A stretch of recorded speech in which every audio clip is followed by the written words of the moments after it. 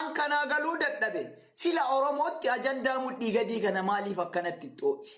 Ajandaa bultii namaa kana maaliif akkanatti xoo'ise? Amaarri bar ajandaa kana bira ol guddateen akkamitti abbaa aangoo taanee biyyattii bulchina jedhee hojjeta.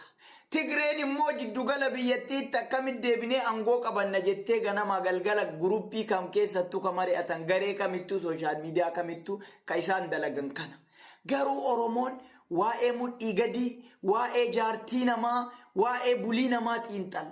Ara kanarraa ol guddadhaa akka lakkoofsa kennaa sanitti kaffi jedhaa mudhadhaa. Kuni waan xiqqaadha.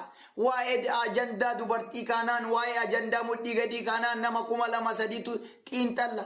Tiktookiin akka itti guddatu, akka itti fooloo argatu, akka itti namni liivii namarra taa'ee daawwatu yoo ajandaa dubartii kana yookaan ajandaa qofa keessaa yookaan ajandaa mudhii gadii kanaati kaaftee jechuudha. Ara salphina waan Rabbi salphisee qofa keessatti uume.